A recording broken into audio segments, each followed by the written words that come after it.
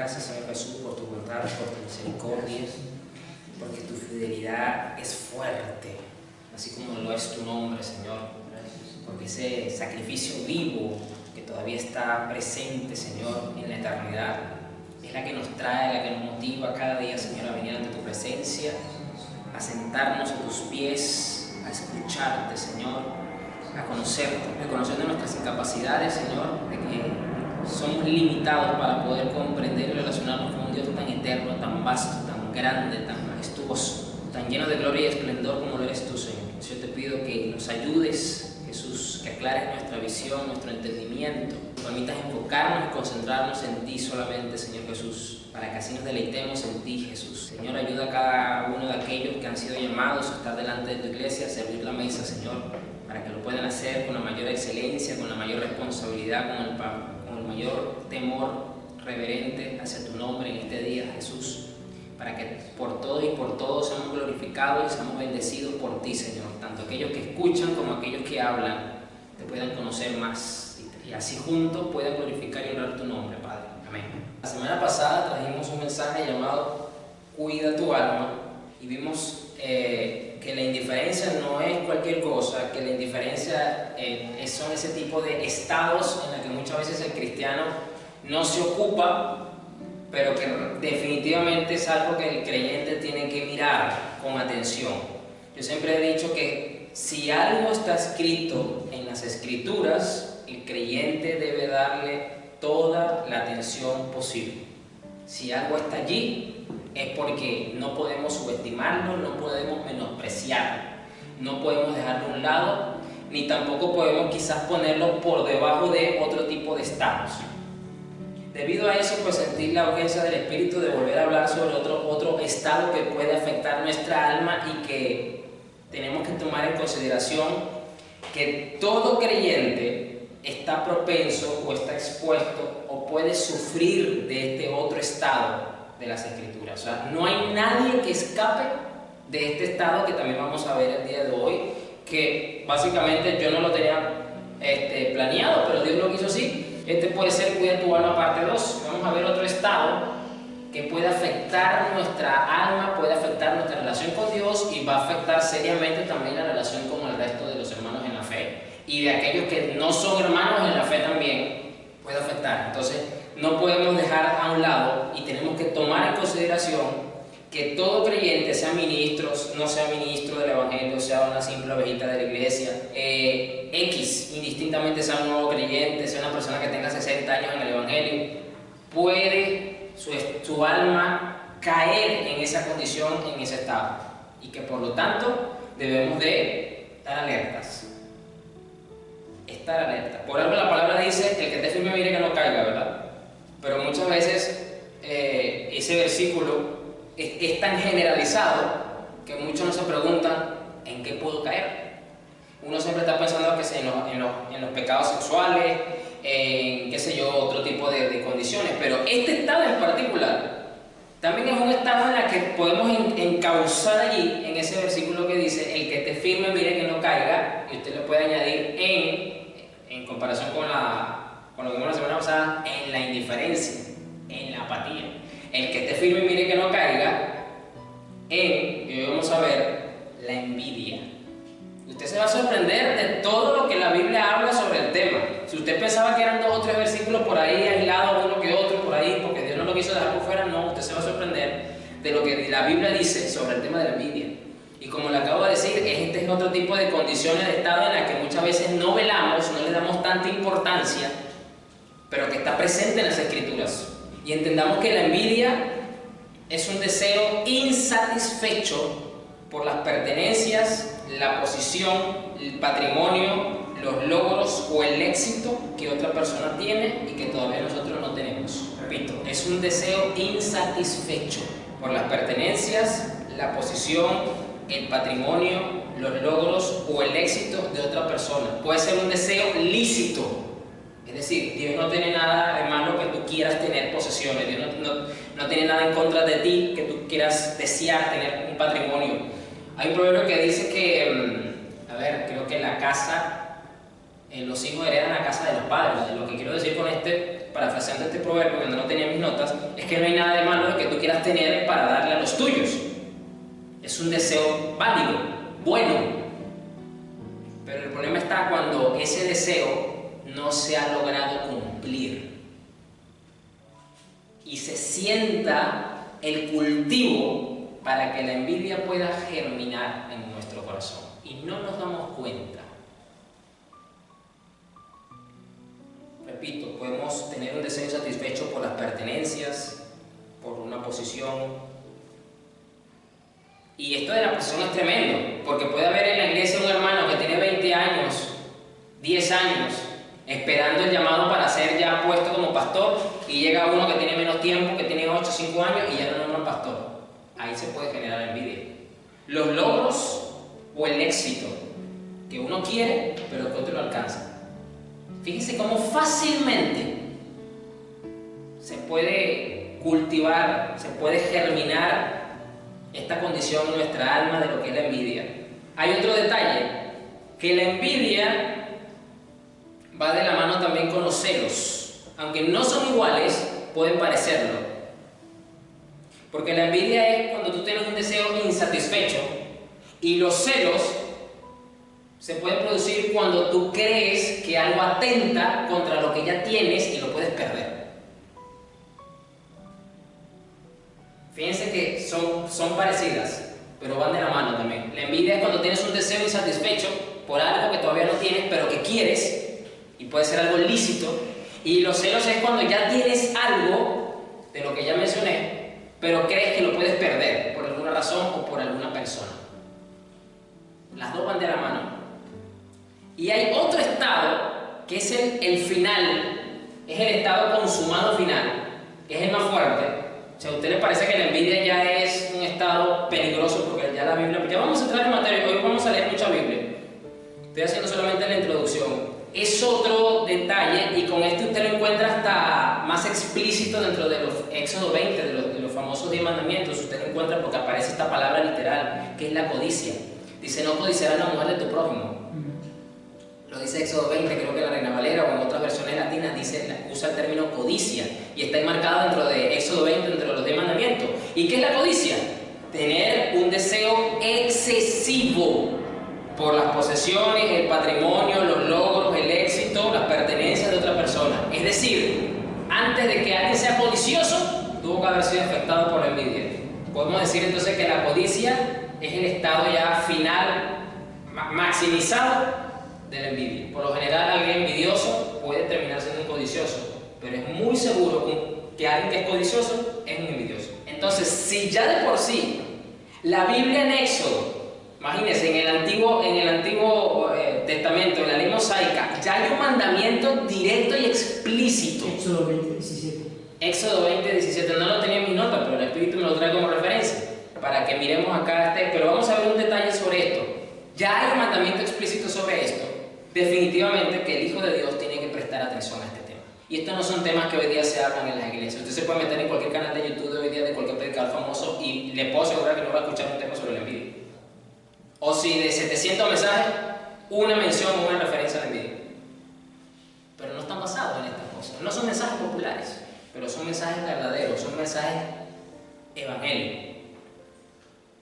Envidia, celos y codicia. Tres cosas de la mano muy interesantes. Ahora vamos a entrar a la Biblia, vamos a leer mucha Biblia. Josué 7, del 1 al 26. Madre mía, todo el capítulo, porque es necesario que usted entienda el contexto de lo que está pasando para que vea la gravedad del asunto. Josué 7, del 1 al 26, Nueva Biblia Viva, NBV, para los que me siguen vía digital. Es fácil que la envidia prospere, germine en nuestro corazón, sobre todo cuando estamos deseando algo y estamos carentes de eso. Ahí puede germinar más fácil la envidia. Cuando estás necesitando algo porque de verdad lo necesitas con urgencia. Y te escuchas de que hay otro que ya lo tuvo primero que tú. O hay otro que tiene lo que tú deseas y piensas que por ese medio quizás Dios te lo pueda dar y no te lo da. Puede germinar, puede nuestra alma ser afectada. Vamos a leer el contexto rápido. Hubo un gran pecado entre los israelitas. Ya de lleno el capítulo nos comienza diciendo: hubo un gran pecado entre los israelitas. Alguien desobedeció el mandato de Dios de destruir todo, salvo lo que estaba reservado para los tesoros del Señor. Acán, hijo de Carmí, nieto de Sabdi y nieto de Sera de la tribu de Judá, tomó parte del botín para sí. Ok, ya nos va dando más información de que el pecado fue que alguien tomó algo que no debía. Pero vamos a seguir leyendo. Y el Señor se enojó con toda la nación a causa de esto. Es interesante que por la culpa de uno pagaron todos. Poco después de la derrota de Jericó, Josué envió a sus hombres a reconocer la ciudad de Ai, que queda al oriente de Betel. A su regreso le dijeron a Josué: es una ciudad pequeña y bastará con 2.000 o 3.000 hombres para destruirla. O sea, el informe era bastante favorable. En lo natural, como era una ciudad pequeña, no necesitamos todo el ejército, podemos mandar un pequeño contingente y ya solucionamos este problema. Ok, hasta aquí parece todo bien. Mandaron pues a unos 3.000 soldados a tomarla, y dice acá: y fueron completamente derrotados.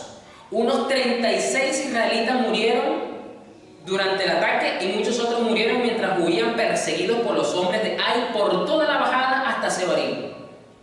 El pueblo israelita se paralizó de temor ante estos acontecimientos. Claro, como tú te explicas que un ejército tan pequeño puede hacerle frente a nuestro ejército que es mayor en número y de paso nos haga correr como niñas por un desfiladero? Esto es sorprendente. Esto genera asombro, miedo. Josué y los ancianos de Israel rasgaron su ropa y se postraron delante del cofre del Señor, es decir, del arca, echando polvo sobre sus cabezas. Y Josué clamó al Señor: oh Señor, ¿por qué nos hiciste cruzar el río Jordán si ibas a permitir que los amorreos nos dieran muerte? Muy buena pregunta.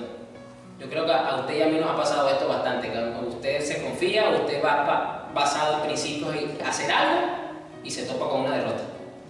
Y uno se formula la pregunta: Señor, entonces si tú sabías que me iba a pasar esto, ¿por qué lo permites? Buena pregunta, ¿verdad? ¿Por qué no nos quedamos en la orilla? Oh Señor, ¿qué voy a hacer ahora que Israel ha huido delante de sus enemigos? Porque cuando los cananeos y los demás pueblos cercanos lo oigan, nos rodearán, nos atacarán y nos exterminarán. Y cuando esto ocurra, ¿qué habrá de la honra que merece tu gran nombre? Pero el Señor le dijo a Josué: levántate, ¿por qué estás postrado? Israel ha pecado y ha desobedecido mis órdenes y ha tomado botín cuando yo les dije que no lo tomara. No solamente lo han tomado, sino que han mentido acerca de ello y lo han escondido entre sus pertenencias.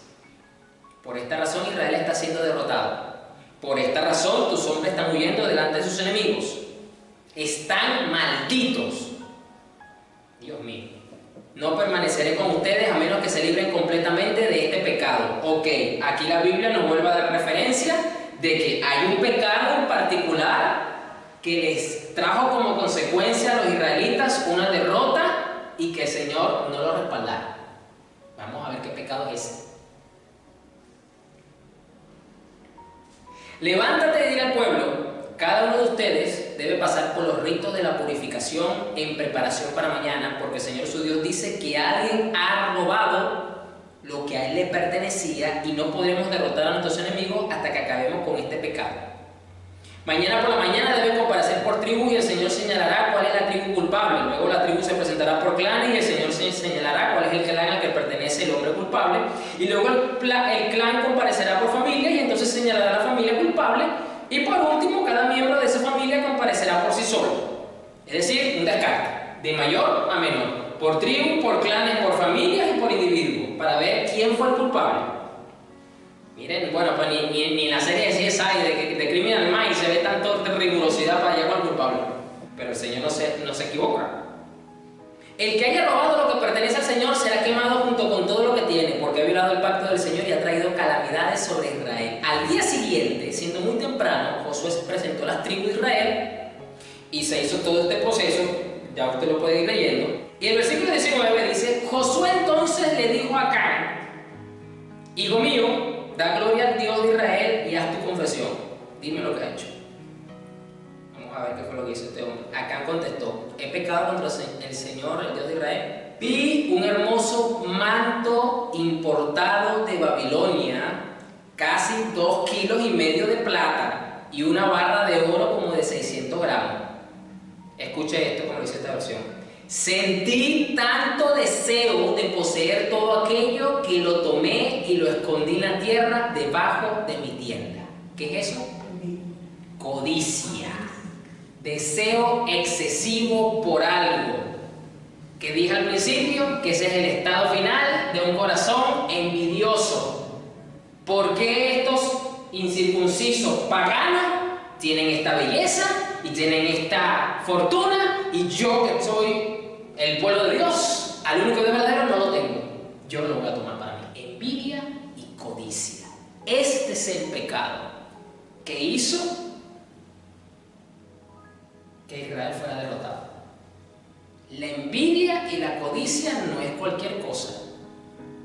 Afecta como cualquier otro pecado tu relación con Dios. Porque ya lo dijo Dios al principio: me alejé de ustedes porque han desobedecido, han pecado. Hasta ese punto todavía no se sabía, ahora aquí sí se sabe. Que el corazón envidioso y codicioso afecta la relación con Dios. Así como cualquier otro pecado que usted encuentre en la Biblia. Porque recordemos que para Dios todos los pecados son iguales. Somos nosotros los seres humanos, los evangélicos, los religiosos, los que pretendemos clasificar el pecado de entre más grave a menos grave. No, para Dios todos son iguales.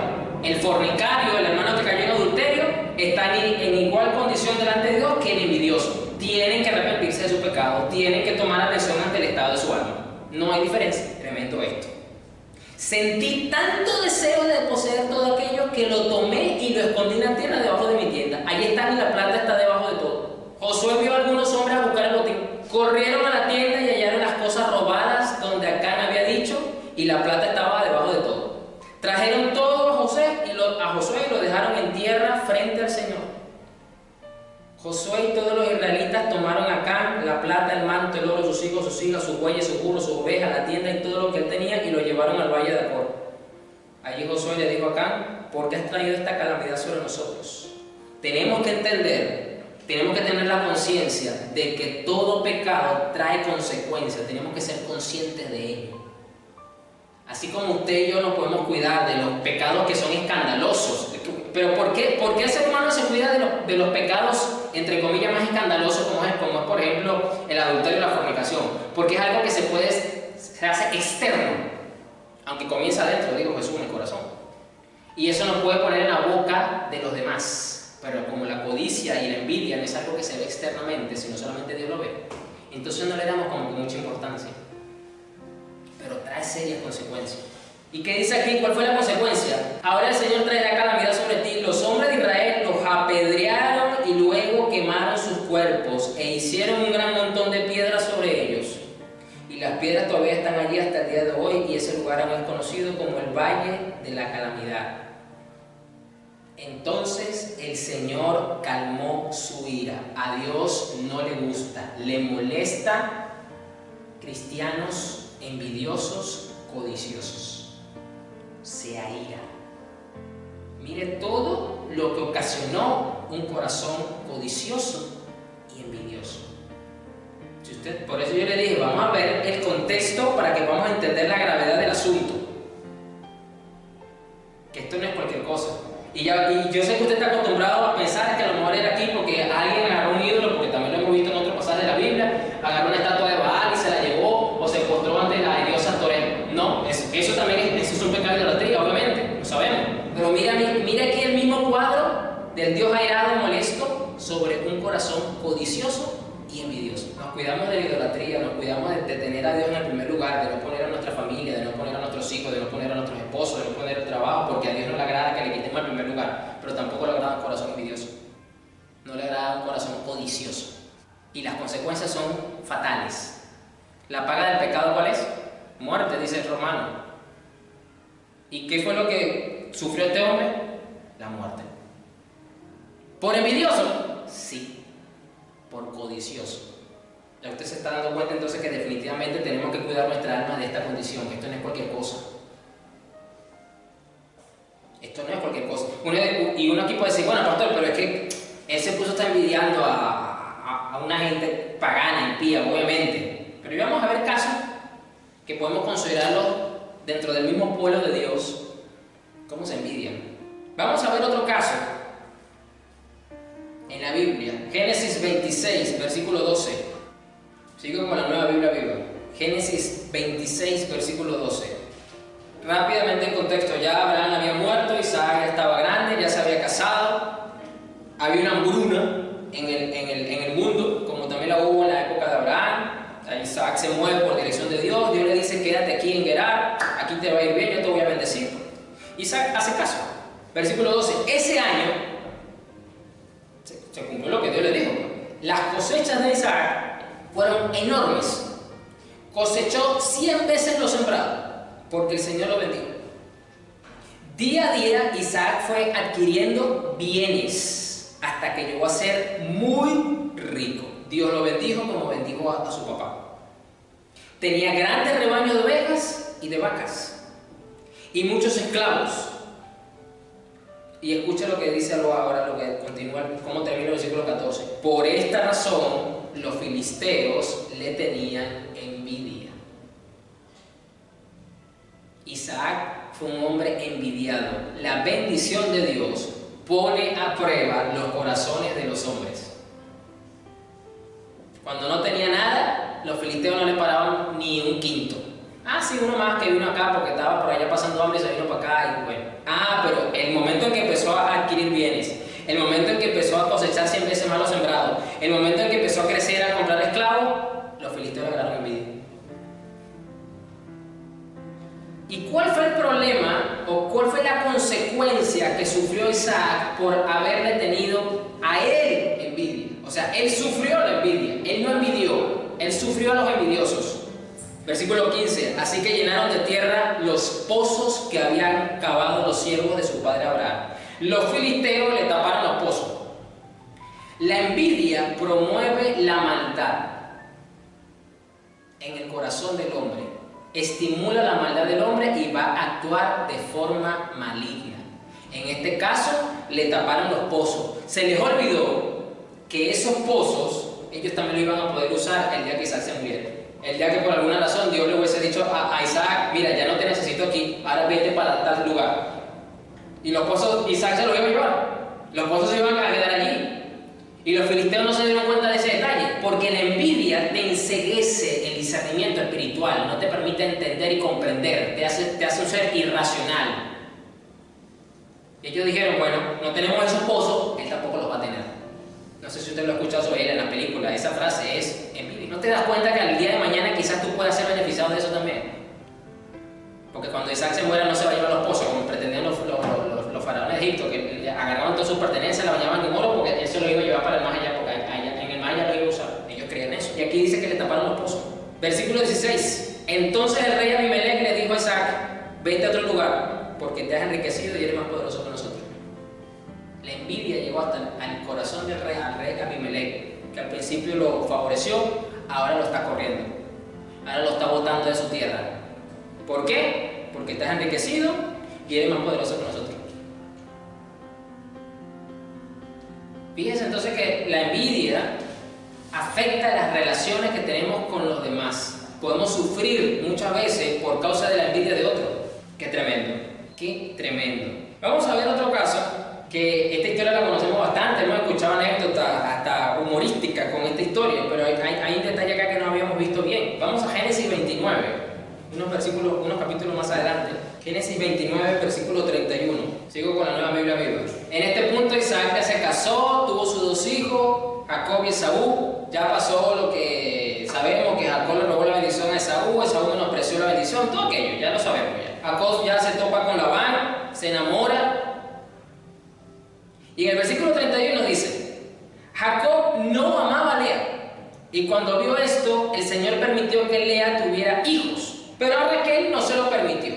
De modo que Lea quedó embarazada y tuvo un hijo al que llamó Rubén, porque dijo: el Señor ha visto mi sufrimiento, ahora sí me amará mi marido. Poco tiempo después volvió a quedar embarazada y tuvo otro hijo.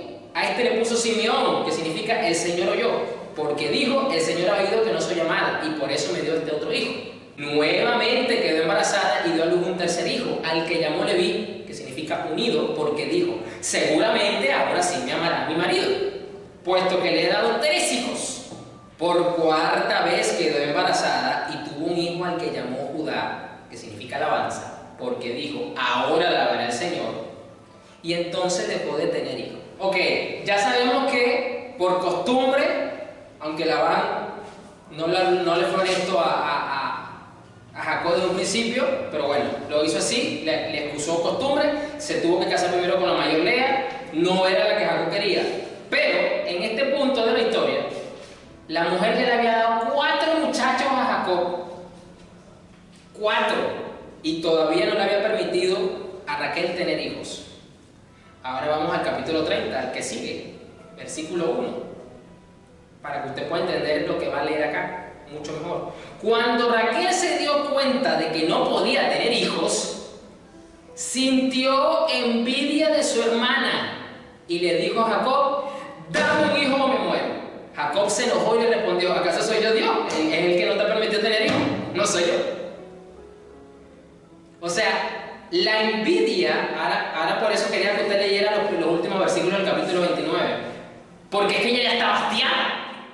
No es que la hermana le dio 1, es que le dio 4, y ella todavía no le podía dar ni siquiera 1. Ahora usted entiende mejor la posición que tenía Raquel, y como lo dice aquí, sintió envidia, al punto donde voy. Todos sabemos que Lea, y se ha hecho bastante chiste desde el púlpito, de que no era la más bonita de las dos, era la mayor, así que por costumbre y por tradición se tenía que casar primero. Aquí, lo que voy a decir, yo sé que usted no lo ha visto: la bonita envidia a la fea. Cuando siempre es al revés, que la fea envidia a la bonita. La bonita, la agraciada, la que contaba con el amor del marido, la que contaba con el hombre comprometido que trabajó 14 años para casarse con ella, le tiene envidia a la fea. Le tiene envidia a la de ojitos torcidos. Le tiene envidia a la mayor. Esos nunca lo resaltan cuando nombran esta historia. Pero dice que sintió envidia de su hermana. Y le dijo al marido: dame un hijo, me muero. La envidia puede traer otro tipo de condiciones al alma, como estados de tristeza, de depresión, de angustia, de desesperación, por no ver cumplido el deseo que quiere. Y no es para menos, no es que la hermana le estaba restregando en la cara que ella ya tenía 4 muchachos, pero no puedes tapar eso con un dedo, que ya le diste 4 y tú no le puedes dar 1. Otra consecuencia de cuando el alma está afectada por la envidia, vamos a seguir leyendo el contexto. Versículo 2, Jacob se enojó y le respondió: ¿acaso soy yo Dios? Él es el que no te ha permitido tener hijos. Entonces Raquel le dijo: acuéstate con mi sierva Bilha, así cuando ella vaya a dar a luz, sus hijos nacerán sobre mis rodillas. De ese modo será como si yo misma los hubiera tenido y serán mis hijos. Recuerden que esta era la costumbre de la época, esto mismo lo hizo Abraham con Sara y todo aquello, y por ahí nació el otro, ¿no? Entonces Raquel le entregó a Jacob a su sierva Bilha para que tuviera hijos con ella, y Jacob tuvo relaciones con ella, y Bilha quedó embarazada y le dio un hijo a Jacob. Raquel lo llamó Dan, que significa justicia, porque dijo: Dios me hizo justicia y oyó la voz de mi ruego y me dio un hijo. Después Bilha, la sierva de Raquel, quedó nuevamente embarazada y le dio a Jacob un segundo hijo. Raquel lo llamó Neftalí, que significa lucha, porque dijo: he tenido una dura lucha con mi hermana y he vencido. Señores, la envidia te hace competir y luchar con tu hermano por cuestiones que a veces son sin sentido. Lea estaba compitiendo con Raquel. Lea simplemente estaba cumpliendo con su rol de esposa, de madre, de darle hijos a su marido. En ningún momento vemos en las escrituras, no tenemos testimonio de que Lea le restregaba los hijos en la cara a la hermana, ni mucho menos. Ella simplemente estaba haciendo para lo que fue escogida, esposa y madre. Dios le bendijo primero con 4 muchachos. Ella no estaba compitiendo con Raquel, pero la envidia del corazón de Raquel la puso en un estado de competencia con la hermana. Y eso ocurre muchas veces en la iglesia, cuando usted ve a los hermanos compitiendo por un puesto, compitiendo por darle mayores resultados al pastor. Ahí lo que hay envidia. Por posiciones, por cargos. Porque están deseando algo que todavía no tienen. ¿En qué momento Raquel entró en esta lucha con su hermana? En el momento en que su alma fue afectada por la envidia. Imagínate, tanto así que le puso al hijo, ¿cómo que? A ver, lo leí ahorita. Neftalí, versículo 8. He tenido una dura lucha con mi hermana y he vencido. Imagínate tú, le puso al hijo un nombre producto de la condición de su alma. Neftalí, eso es lo que significa Neftalí. Cuando Lea vio que no podía tener más hijos, tomó a su sierva Zilpa y se la entregó a Jacob para que tuviera hijos con ella. Este es el detalle, que ya cuando la envidia y la competencia está presente, influencia al entorno. Y Lea, sin darse cuenta, también le estaba siguiendo el juego. Raquel se puso a estar compitiendo con ella por quién le daba más hijos a Jacob. Mira, cuando Lea vio que no podía tener más hijos, tomó a su sierva Zilpa y se la entregó a Jacob para que tuviera hijos con ella. Zilpa entonces le dio un hijo a Jacob y Lea lo llamó Gad. Ha vuelto mi suerte, porque dijo, me ha regresado la buena suerte. Después Zilpa le dio un segundo hijo, lo llamó Aser, que significa feliz. ¡Qué gozo tengo! Ahora las demás mujeres me van a felicitar. Un día durante la época de la cosecha del trigo, Rubén encontró algunas mandrágoras que crecían en el campo y se las llevó a Lea, su madre. Raquel le dijo a Lea, por favor regálame algunas de las mandrágoras que te trajo tu hijo. Pero Lea, disgustada, le respondió, ¿no crees que es suficiente con que me hayas robado a mi marido para que ahora quieras quedarte con las mandrágoras que me ha traído mi hijo? Mira hasta dónde, cuando no se atiende, la envidia del corazón puede afectar las relaciones hasta dentro de la misma familia. Estas dos mujeres que eran hermanas, ahora están viviendo una competencia desleal, absurda, ahora enfocada por el tema de los hijos y ahora hacia el marido. Primero me quieres quitar mi marido y ahora me quieres quitar las mandrágoras que me trajo mi hijo. Y Jacob durmió con ella esa noche. Y Dios contestó las oraciones de Lea, pues esta quedó otra vez embarazada y le dio un quinto hijo. Lo llamó Isaacar, que significa recompensa. Porque Dios me ha recompensado por haberle dado a mi siervo a mi marido. Pero vea el versículo 19, Lea quedó otra vez embarazada y le dio a Jacob un sexto hijo. Lo llamó Zabulón, que significa obsequios. Dios me ha dado un buen regalo. Ahora mi marido se quedará conmigo porque le he dado 6 muchachos. Cuando la gente creía que darle muchachos a los hombres era mantenerlos ahí en la casa. 6 muchachos le dio. Claro, sabemos que esto era necesario por el tema de las tribus de Israel. Dios permitió todo esto, ¿no? A pesar del corazón envidioso de Raquel. Pero aquí lo que tenemos que ver es que la envidia puede afectar hasta las relaciones familiares, hasta el punto de ver al familiar como un rival, en una competencia absurda y sin sentido. Y eso afecta a todas las relaciones. La envidia afecta las relaciones. Entonces Dios después dio a luz una hija, le llamó Dina, y entonces Dios tuvo compasión de Raquel, le respondió sus oraciones y le permitió ahora sí tener hijos. Así que ella quedó embarazada y dio a luz un hijo. A este hijo Raquel le puso por nombre José. Dios ha quitado la humillación que había sobre mí. El problema está con la envidia, que no nos permite discernir los tiempos de Dios para nuestra vida. Porque lo vimos al principio, que en el capítulo 29 dice que Dios no le había permitido a Raquel tener hijos y le permitió a Lea tener 4 primero. Luego vemos que cuando Raquel le dice a Jacob, dame un hijo si me muero, Jacob le dice, pero ¿qué culpa tengo yo? Yo no soy el culpable, el que no te permite tener hijos es ¿quién? Es Dios. Y ahora vemos acá más abajo que dice, y ahora sí Dios le concedió tener hijos de su matriz. ¿Qué quiere decir esto? Que Raquel no pudo entender y ver el tiempo de su maternidad y permitió que su corazón se llenara de envidia por no poder haber complacido su deseo. La envidia no te permite discernir los tiempos que Dios tiene para ti. Porque si ella se hubiese esperado tranquilamente, se hubiese evitado todo esto que ocurrió acá, pero que al fin de cuentas pues era necesario, ¿no? Por el tema de las tribus de Israel y todo aquello que eran 12 patriarcas. Pero que aquí está muy claro. Así que Raquel fue una mujer envidiosa. Y esa envidia trajo conflictos en su hogar. Fíjese como algo tan pequeñito, y a veces uno está pensando que a la mujer le están pegando los cachos, que el hombre es un iracundo, que la mujer es una contestona, y todo comenzó por la envidia. Mire lo pernicioso, lo dañino, el cómo afecta un corazón envidioso. ¡Qué tremendo! Afecta a las relaciones familiares. Vamos a ver otro caso, este también es bastante conocido, vamos a verlo con mucho más detalle. 1 Samuel 18, versículo 1, leo la Nueva Biblia Viva. 1 Samuel 18, 1.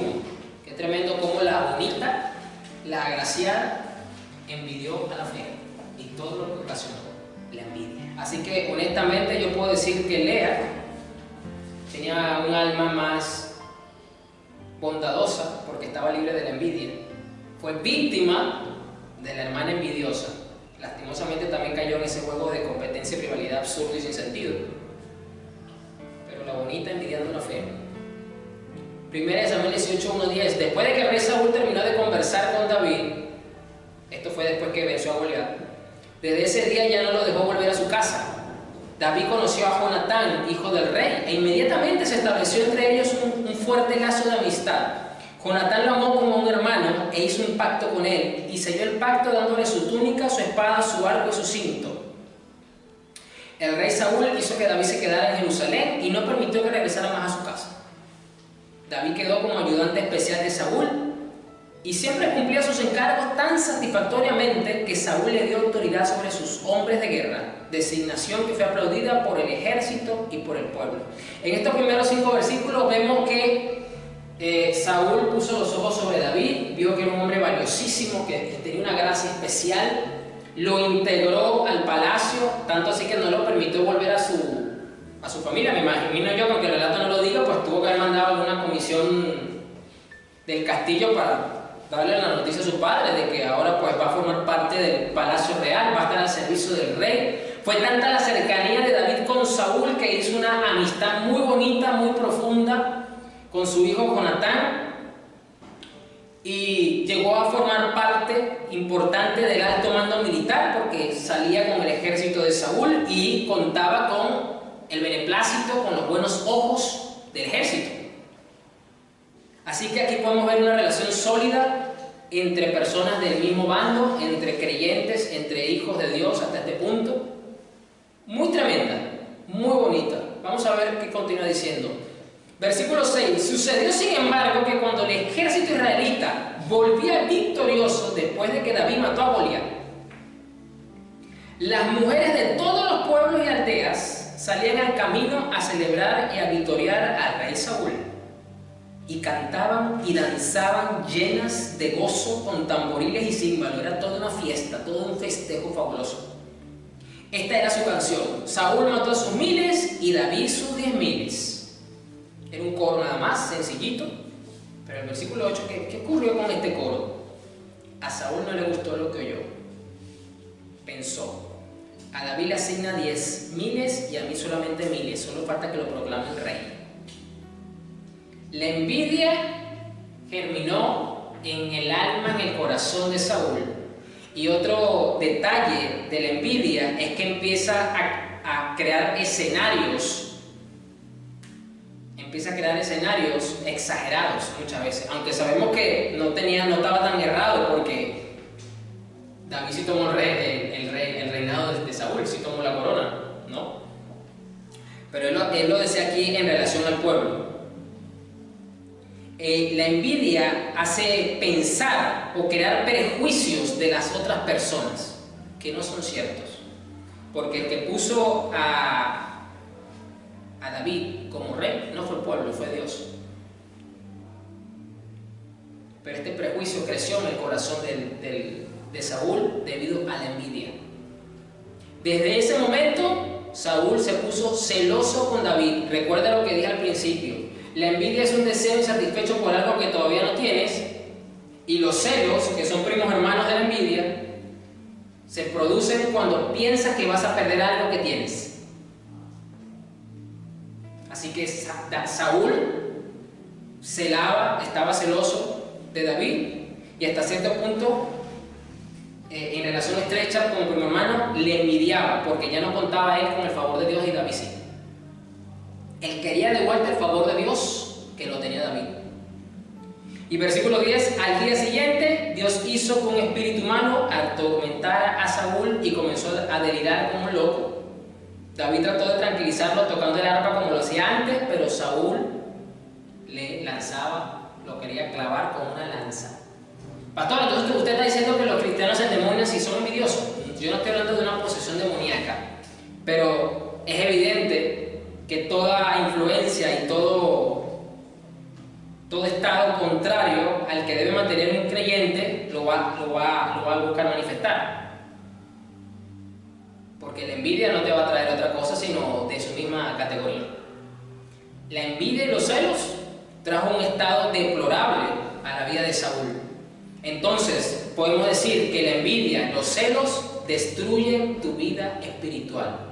No te hacen avanzar, no te hacen crecer a la imagen de Cristo, no te hacen desarrollar el fruto del Espíritu, no te hacen ser alguien de ejemplo dentro de la comunidad cristiana, sino alguien al que hay que ayudarle porque está muy mal y en vez de ir para arriba, va para abajo. Así fue el estado de Saúl. Saúl comenzó muy bien, ya sabemos cómo comenzó Saúl, pero también sabemos ya cómo terminó. Fíjense entonces cómo la envidia puede romper relaciones muy estrechas de mucho tiempo. Y aquí nos dimos cuenta que David no tenía 2 días en el castillo, David no tenía 2 días liderando el ejército de Saúl, David no tenía 2 días conociendo a Jonatán. Esto nos habla aquí, por eso los primeros 5 versículos que leí nos da a entender que ya había una relación de tiempo, estrecha, íntima, pero bastó y sobró que llegara la envidia y que llegaran los celos para destruir una relación que llevaba tiempo.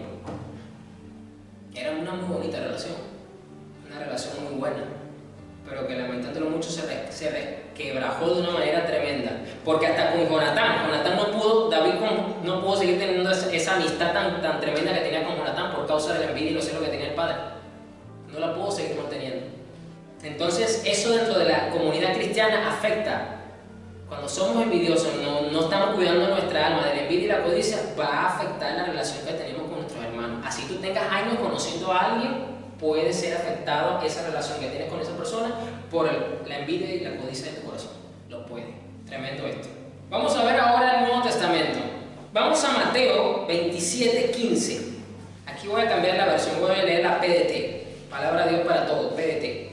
Mateo 27:15. Jesús ya está apresado, encuentra con Pilato. Está en ese punto de la historia de la vida de Jesús. Ahora bien, era costumbre que durante la fiesta el gobernador dejara libre al preso que pidiera el pueblo. Era la costumbre. Era como quien dice hoy día los presidentes en diciembre cuando le dan el indulto a los delincuentes, ¿no? El Ministerio de Interior y Justicia de cada país le propone una lista de delincuentes al presidente. Evidentemente, supongo yo que le van a dar los que tienen menos pena o los delitos no fueron tan graves o los que se han portado bien, me imagino yo, y que el presidente pues escoja cuál va a indultar. No le van a dar al asesino en serie que tiene 55 muertos o al siguiente Pablo Escobar. O sea, a ese tipo de gente me imagino que no se lo van a dar. Eso se cae adentro, olvídate. Es más o menos el mismo principio.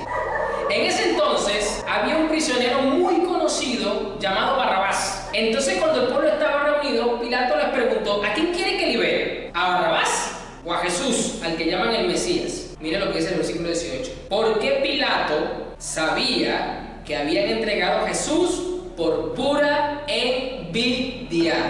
Imagínense, Pilato, gobernador romano, pagano, incircunciso, idólatra desde el punto de vista de los judíos, que no quería relacionarse con los judíos, sino que estaba ahí porque lo había puesto el César porque tenía que representar al imperio romano, no le quedaba de otra.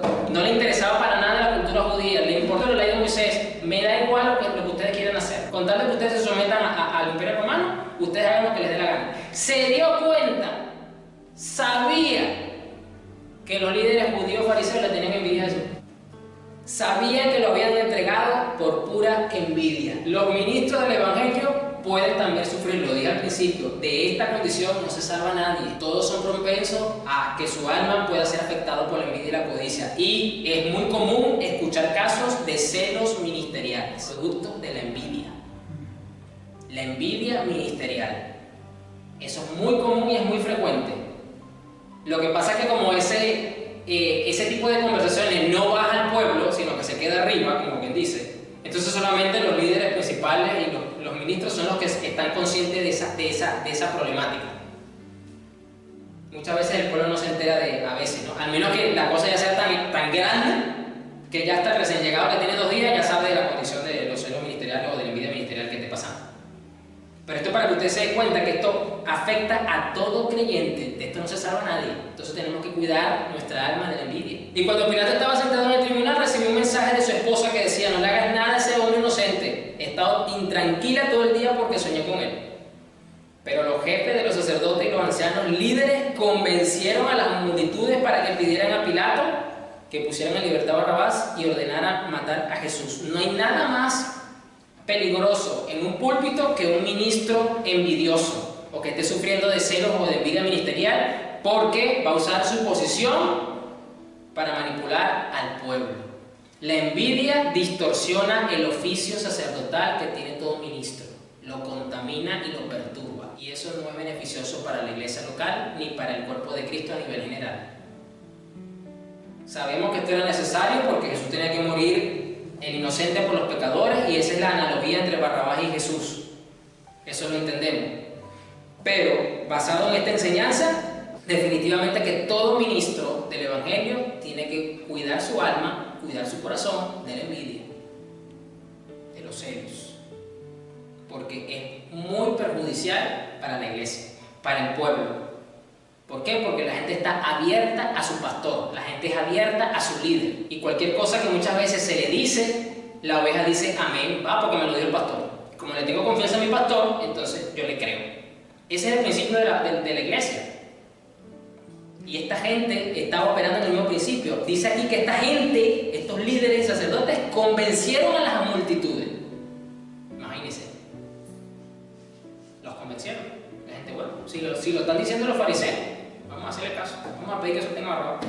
Mire lo pernicioso entonces que es esto a nivel ministerial. Es delicado y definitivamente que hay que tomar cartas en el asunto y cuidarnos de la envidia, de la codicia, de los celos.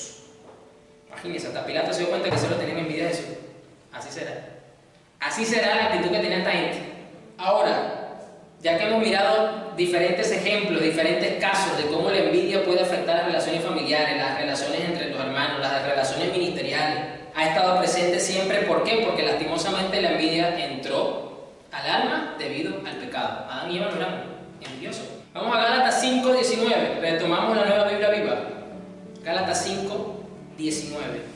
Ahora vamos a ir mirando qué tenemos que ir haciendo, qué tenemos que ir entendiendo para ir tratando con esta condición del alma que le afecta tanto. Que definitivamente no es cualquier cosa. Ya nos dimos cuenta que entonces la envidia afecta la relación con Dios también. Gálatas 5:19. Estas son las obras de la naturaleza pecaminosa: inmoralidad sexual, impureza y libertinaje, idolatría y brujería, odio, pleitos, celos, iras, rivalidades, disensiones, sectarismos, versículo 21, y envidia. Mire dónde meten a la envidia: al lado de los sectarismos, al lado de los borrachos, en la misma línea de las orgías y otras cosas como esa. Como ya les dije antes, se lo repito ahora: los que llevan esa clase de vida no heredarán el reino de Dios. Los que llevan esa clase de vida, es decir, tú y yo tenemos que velar sobre nuestra alma para no estar llevando en nuestra vida la envidia. Porque lo dije ya, y yo creo que ya hasta ahorita está quedando bien claro que a Dios no le gustan los cristianos envidiosos, mucho menos los codiciosos, mucho menos los celosos. Obviamente sabemos que hay un celo santo, hay un celo que es bueno tenerlo, el celo por la casa de Dios, el celo por la palabra, el celo, ese es otro tipo de celo. Voy a hacer el aclaratorio, ¿no? Para aquellos que van a escuchar este video en diferido luego, y quizás alguien por ahí pueda tener esa confusión. Esa es la aclaratoria. Definitivamente entonces que no podemos tener en nuestro estilo de vida la envidia. Y miren, nosotros nos cuidamos de que si de la idolatría, nos cuidamos del libertinaje, nos cuidamos de ser sectarios, porque Dios nos ha hablado de ese tema. Nos hemos cuidado de la inmoralidad sexual, pero hemos pasado como que muy por arriba y no hemos mirado que la envidia está metida dentro en ese paquete. Y la advertencia es clara: cualquiera que lleva esa clase de vida no hereda el reino de Dios. Así que en el reino de los cielos usted no va a encontrar hermanos envidiosos. Lo siento, en el cielo no hay envidiosos. Yo no me imagino a la hermana: mira, señor, pero ¿por qué la casa de él es más grande que la mía? Yo no veo eso. No me lo imagino, ese tipo, porque eso va a generar conflicto. La envidia genera conflicto, y en el cielo no hay ningún tipo de conflicto. No existe eso. Eso es acá abajo, que Dios tiene que ver con nosotros. Pero ¿por qué a él le diste una corona más grande si yo evangelicé y convertí mil personas más que el hermano fulano? Yo no veo eso en el cielo. No me imagino ese tipo de conversaciones con el Señor en el cielo, porque es que no van a existir. Vamos ahora a 1 de Pedro 2, versículo 1. Seguimos con la Nueva Biblia Viva. Por lo tanto, dejen de hacer toda clase de mal, todo engaño, hipocresía, envidias y chismes. El Espíritu Santo le revela al apóstol Pedro que la envidia está en la misma línea del mal. Te lleva a cometer todo tipo de maldad. Te lleva a ser malicioso. Porque quieres y no puedes. Deseas algo y no lo obtienes. Como niños recién nacidos, busquen con ansias la leche pura de la palabra. Así por medio de ella crecerán en su salvación. La envidia no te permite tener un anhelo, un deseo, hambre por Dios, porque te enfocas solamente en lo que quieres y todavía no tienes. Ese deseo, ese anhelo, por eso tiene que, no puede ser mayor al hambre y a la sed que tú debes de tener por la leche espiritual no adulterada, como lo dice la Reina Valera. Pero los envidiosos están solamente enfocados en cómo tengo lo que quiero, que ya lo tiene fulanito, yo no lo tengo. La envidia no te deja disfrutar, desgustar de la palabra de Dios. Y menos cuando son mensajes que no tienen nada que ver con lo que tú deseas y anhelas. Por eso es que el Evangelio de la Prosperidad es como azúcar para las hormigas. Como lo dice la Reina Valera, les da comezón de oído. Porque les dice a los corazones, a esas almas que no están bien pastoreadas, que no están corregidas, que están llenas de avaricia, de codicia, y eres no puedes obtener con Dios de esta forma. Y la gente, sí, me interesa ese mensaje, quiero ver qué me van a decir. Así por medio de ella, crecerán en su salvación. La envidia no te deja crecer en la salvación que ya tienes. Y te recuerdo que estás llamado a crecer en esa salvación. Dios no tiene hijos, no recuerdo médicamente cómo se llama esa condición, las personas que son enanos. Que por cierto, en la televisión norteamericana, en el cable que tenemos contratado, hay 2 programas de 2 familias que son todos enanos. Pequeños. Que son pequeñitos. Eso es una condición médica y eso tiene un nombre. Bueno, Dios no quiere que sus hijos se queden en esa condición espiritualmente hablando. No, Dios quiere que nazcan, ya nacieron de nuevo, para que crezcan. La envidia nos impide crecer. Así por medio de ella crecerán en su salvación, ahora que han probado lo bueno que es el Señor. La envidia no te permite disfrutar la bondad de Dios. Más bien te pone los lentes de cuestionar a Dios. ¿Por qué se lo dio a él primero y a mí no me lo ha dado todavía? Si yo he sido más fiel que el hermano, porque ya yo sé que el hermano hizo esto y el hermano hizo lo otro. ¿Por qué si yo tengo más tiempo en la iglesia, yo soy ministro del Evangelio y fulanito no, que esto, que lo otro? Te ponen en una posición que no debes de tener delante de Dios. No te permite disfrutar la bondad de Dios. Eso lo hace la envidia. Y eso le da paso a la queja. Todo es una queja. No te quejas de la boca para afuera ahora, pero te quejas en tu corazón. Otra consecuencia nefasta de la envidia. Vamos a Proverbios 14:30. Leo la PDT. Ya estamos terminando este mensaje. Yo dije que íbamos a leer mucha Biblia hoy, pero es que para que usted se dé cuenta que este tema no son 2 o 3 versículos. O sea, la cosa es seria. La cosa es seria. Proverbios 14:30, vamos a ver qué nos dice Salomón sobre este tema. Usted pensaba que Salomón no dijo nada, no, Salomón sí dijo algo. La PDT, escuche cómo dice esta versión. La mente tranquila es salud para el cuerpo, pero la envidia causa enfermedades. Proverbios 14:30, si usted está peleando por su salud, pues déjeme decirle que la envidia es todo lo contrario a lo que usted está peleando en oración, a lo que usted está peleando en fe. Un alma con envidia en mayor o menor medida es un obstáculo para tener un cuerpo saludable, porque aquí dice que la envidia causa enfermedades. Dice, es carcoma de los huesos. Bueno, si usted quiere saber lo que es el carcoma, métase en Google y busque lo que es carcoma de los huesos. Usted se va a dar cuenta de la enfermedad que es eso. No es algo simbólico que está hablando Salomón, eso es una enfermedad, el carcoma de los huesos.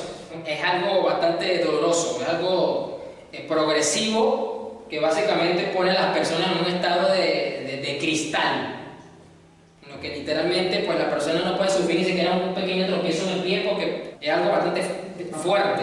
Pero aquí dice que la mente tranquila es salud para el cuerpo. ¿Qué relación tiene una cosa con la otra? De que es el envidioso enfoca todo su ser, todo su pensamiento, toda su concentración, toda su habilidad mental, todo lo que Dios le dio solamente en cómo yo tengo lo que todavía no quiero pero que ya lo tiene fulano. La envidia marca el corazón del individuo también.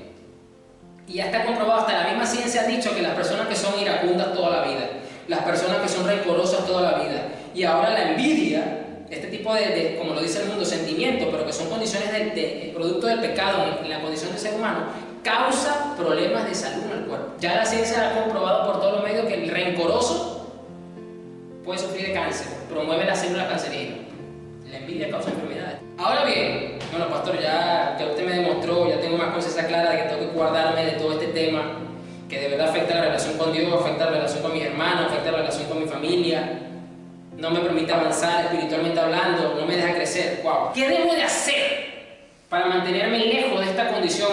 O si me he dado cuenta hasta ahorita que de verdad en alguna pequeña medida mi alma está siendo afectada por la envidia, ¿qué debo de hacer para salir de ello, para curar, para estar en paz? Vamos al Salmo 37. Bueno, mira lo que está diciendo Salomón ahí, que la envidia puede llegar a producir cáncer, señores. Por eso le dije, déjenlo como tarea, busquen Google, carcoman los huesos para los que no lo habían visto. Ya por aquí uno hizo la tarea rápido. Ustedes con calmita búsquenlo en su casa. Vamos a concluir en el Salmo 37, versículo 1, regreso a la Nueva Biblia Viva. ¿Cuál es la solución? ¿Cuál es el antídoto? ¿Cómo hago para cuidar mi alma de esta condición o sacarla de esta condición en dado caso que me haya dado cuenta de que tengo un poquito afectada mi alma con esto y no me había dado cuenta? Salmo 37, versículo 1. Que no te provoquen enojo los malvados, ni envidies a los que hacen mal. Porque es muy común escuchar a los hermanos, cónchale, uno que se consagra, uno que busca a Dios, uno que ora, uno que tiene temor santo, cómo a uno le cuestan las cosas, los estados financieros, lo otro, y el vecino, el idólatra, el otro ya que le pega a la mujer, el otro que es ateo, tiene buen trabajo, tiene buena finanza. Y eso puede generar envidia en el corazón. Por eso aquí el salmista, que es David, por cierto, dice, ni envidies a los que hacen mal. Ni los envidies. Pronto se desvanecen como la hierba y desaparecen como las flores de primavera. Esa gente pues tiene algo, sí, pero es cuestión de que se fumen como la espuma. Porque Dios le puede quitar la vida en cualquier momento y hasta ahí llegó todo. Versículo 3. Pero confía en el Señor. Paso número 1. Reposar, descansar, confiar. Todos nuestros deseos, nuestros anhelos, todo nuestro bienestar en este mundo al Señor. Confía en el Señor. Dios sabe lo que hace. Dios es soberano. A Dios nada lo agarra de sorpresa. A Dios nada le preocupa. A Dios nada le angustia. Como a ti y a mí muchas veces nos pasa. Sé generoso y bueno. Entonces vivirás y prosperarás aquí en la tierra. Recuerda que esta prosperidad no es solamente material. Versículo 4. ¿Qué más tengo que hacer para guardar mi alma de esta condición o sacarla de esta condición? Deleítate en el Señor. Y aquí vamos a corregir esa mala interpretación que tienen muchas veces de este versículo.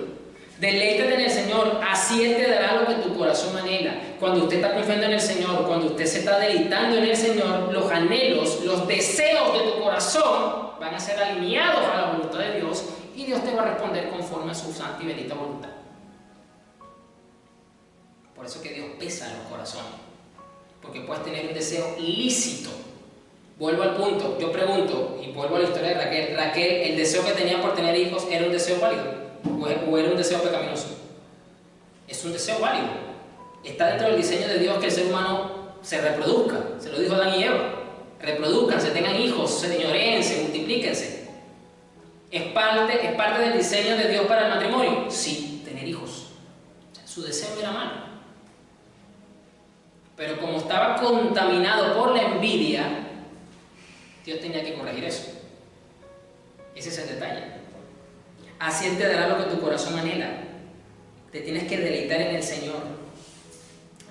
Otro aspecto que nos va a ayudar a salir, sigue siendo esta la receta, la fórmula. Encomienda al Señor todo cuanto haces. Confía en que Él te ayudará a realizarlo y Él lo hará. ¿Por qué? Porque muchas veces queremos hacer algo, pero puede estar involucrado un acto pecaminoso. Y eso ya desacredita lo que estamos haciendo. Tu inocencia alumbrará como el alba y tu justicia resplandecerá como el sol de mediodía. Versículo 7. Reposa en el Señor. ¿Cómo yo reposo en el Señor? Lo dice el versículo 7. Espera con paciencia que Él se manifieste. El problema con la envidia es que nos hace personas impacientes y nos hace entrar en un estado de desesperación. Pero ¿cómo hago para obtener lo que necesito si lo necesito ya? Nos hace entrar en ese estado. Y en ese estado podemos estar haciendo cosas que no debemos hacer. o que no es el tiempo de realizarlas y por eso no se nos da. Vuelvo a decir el versículo 7, no envidies a los malvados que prosperan. Me adelanté con lo que digo ahorita, o te desesperes por sus perversos planes. No te desesperes. Versículo 8, deja el enojo, aparta la ira.